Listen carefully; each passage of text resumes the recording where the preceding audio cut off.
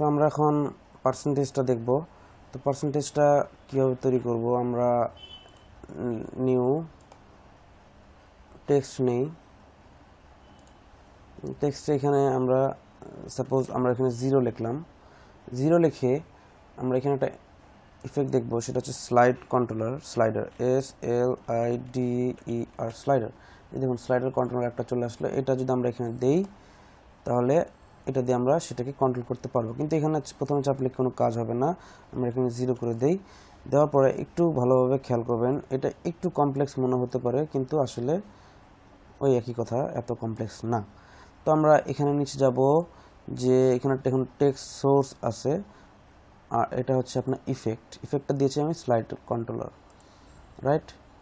এখন যদি আমি এখানে সোর্স টেক্সটটা এই ওয়াশটাতে এখানে অল্ট চেপে ধরে, কিবোর্ডে অল্ট চেপে ধরে এখানে ক্লিক করি, একটা এক্সপ্রেশনের মতো চলে আসলো।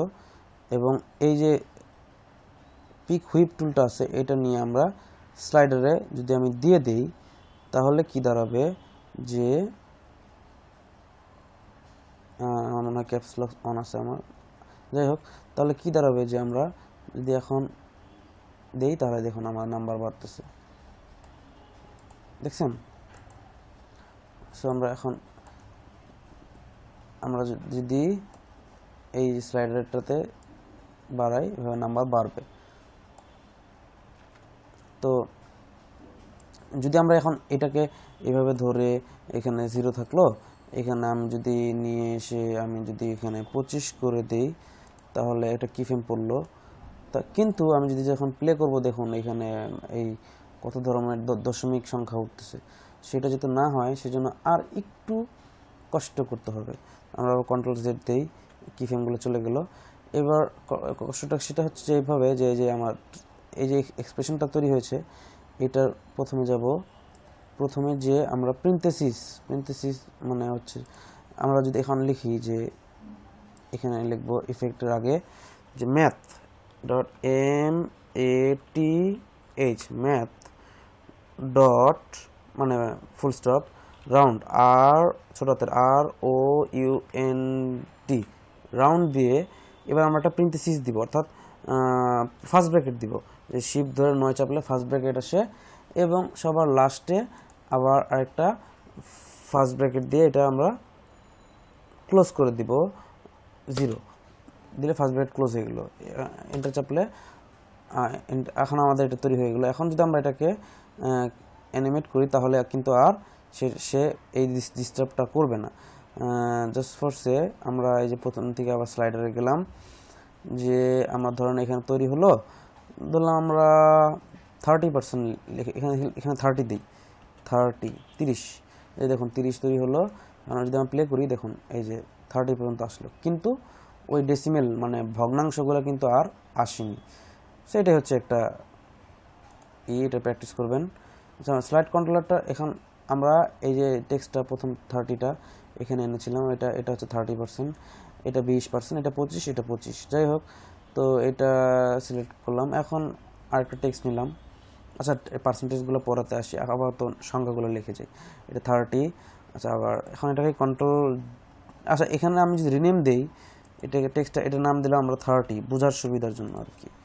আচ্ছা, কন্ট্রোল ডি ডুপ্লিকেট করলাম, ডুপ্লিকেট করে এটাকে নিয়ে গেলাম এখানে, আমি এখানে দিব, এটাকে লিখবো হচ্ছে 25%। তো সো আমরা এটা রিনেম করব, রিনেম এখানে দিব আমরা 25, এটা 25% আসলে।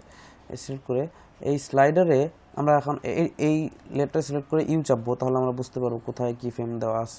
শিফট চেপে ধরে আমরা স্কেল স্ক্রাপ যেটাই বলুন না কেন, এইভাবে যাওয়া গেলে আমরা এখানে স্ন্যাপ করে এখানে প্রথম এটাতে চলে আসলাম।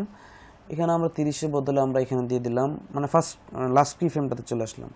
30-এর বদলে আমরা এখানে দিয়ে দিব 25, তার মানে এটা 25 হয়ে গেল। হ্যাঁ, এই বাড়লো, এটা বাড়বে 30 পর্যন্ত, এটা বাড়বে 25 পর্যন্ত। আচ্ছা, এইটার কালারটা আমি কিন্তু ব্ল্যাক দিতে পারি, মানে বিপ্রতীপ সিস্টেম, মানে এই বরাবর সাদা, এই বরাবর ব্ল্যাক। তাহলে কি দাঁড়ালো, আমার এইভাবে কাউন্ট শুরু হয়ে এটা হয়ে গেল 30, এটা হয়ে গেল 25।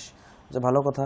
এবার তাহলে আমরা 25টাকে আবার ডুপ্লিকেট করব, এই যে এই লেখাটাকে ধরে সিলেক্ট করে কন্ট্রোল ডি, এই লেয়ারটা, এটাও 25, আমি ভি চাপবো, ভি চাপলে আমার সিলেকশন টুল আসলো।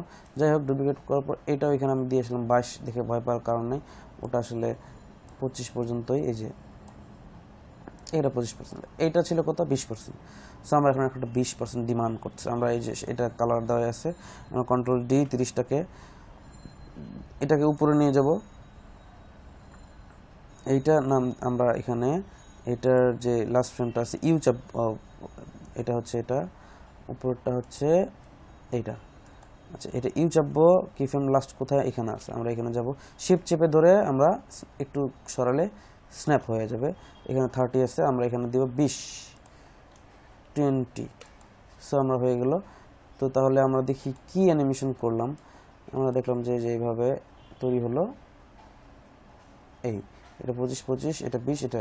এখন আমরা নর্মাল পার্সেন্টেজ নিয়ে জাস্ট খালি বসিয়ে দিব, নিউ টেক্সট, যদি আমরা এখানে জাস্ট পার্সেন্টেজটা লিখি, পার্সেন্টেজ কোথায় আছে কিবোর্ডে, 5-এ এই পার্সেন্টেজটা নেই, নিয়ে ভি চাপবো, আমরা সিলেকশন টুলে কন্ট্রোল জেড, আর এই কন্ট্রোল জেড, আচ্ছা যাই হোক, এই যে পার্সেন্টেজ, এই পার্সেন্টেজ লেখাটাকে সিলেকশন টুলে যাব, আমরা নিয়ে এসে এইখানে নিয়ে আসলাম, এটা যদি আমরা স্কেল করি ছোট্ট হয়ে গেল 25%, কন্ট্রোল ডি, এটা ওখানে দিলাম 25%। এবার কি করতে হবে, আর একটা কন্ট্রোল ডি এর ডাবল ক্লিক করলাম, কারণ এটাকে আমার সাদা করতে হবে, সাদা করলাম, এবার এটা নিয়ে আমি সিলেকশন টুলে যাব, এই যে ধরে আমি এখানে নিয়ে আসলাম, ডুপ্লিকেট করেছিলাম কারণ এই লেখাটা সাদা, এটা আবার ডুপ্লিকেট করলাম, ডুপ্লিকেট হয়নি, কন্ট্রোল ডি, ডুপ্লিকেট করার পরে এটা আমি উপরে নিয়ে গেলাম,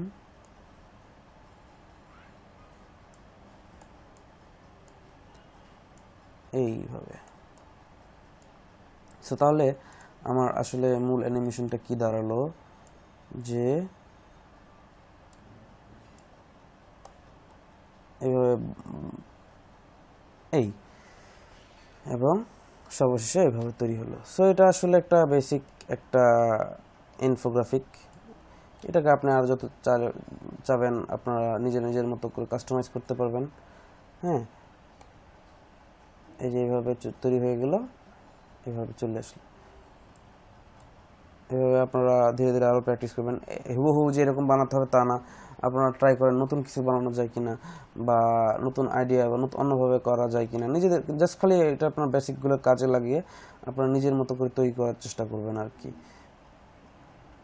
আমরা এখানে যেরকম ট্রিম কম দিয়েছি, ট্রিম প্যাড দিয়েছি, এর বদলে আমরা স্কেল প্যাড দিয়ে করতে পারতাম, তারপর রাউন্ড, আরও অনেক অপশন আছে, এগুলো আমরা ইউজ করতে পারি বিভিন্নভাবে বিভিন্ন জিনিস তৈরি করার জন্য।